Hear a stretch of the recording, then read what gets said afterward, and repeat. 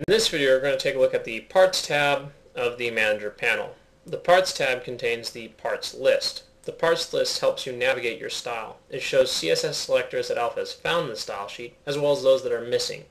This means that it is not a one-to-one mapping of selectors in your style sheet, but rather a list of all possible selectors Alpha thinks you could have.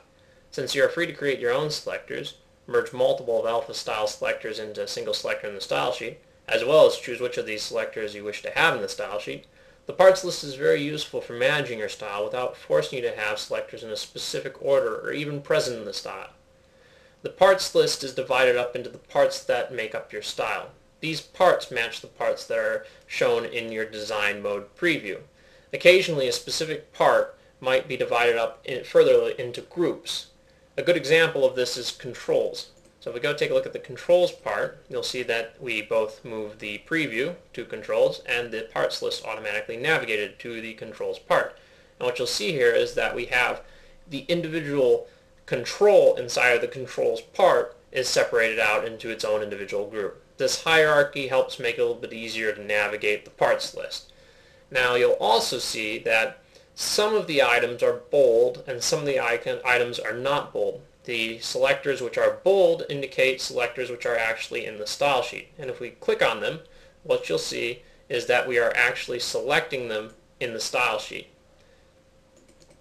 The items which are not bold indicate items which are not in the style sheet. They'll all have an icon in front of them indicating whether or not they are optional or recommended. If they are optional, it means that you can leave them out of the style without any ill effect. If they are recommended, it means that your style might not look good if you leave them out. Each item also has a series of buttons to the right of it. For items which are found in the style sheet, you have a minus icon, which will remove them, and a question mark, which will allow you to get to the help. The question mark is very useful for items which are missing, which also have the question mark to get to the help. So I can go actually take a look at the text area help here, and what you'll see is it's given me some information about the text area version of edit, even though that's not selectable. So it's a way to browse the help a little bit more easily. You'll also notice that the ones that are missing have a plus next to them, which allows you to automatically generate the style. If you click that, it's going to create the selector in the style sheet. And if we go take a quick look at the code, you can see that it's down here at the bottom of the style sheet. So we'll just go back and undo that. You'll also notice that the groups have a plus and a minus icon, as well as the parts have a plus and a minus icon. This allows you to do batch operations of creating all of the selectors inside of a group or a part. This can be very useful if you're converting a style from an old style to a new style and you need to have all of the styles inside of the window part created. You can just click the button and it will automatically go through and generate them.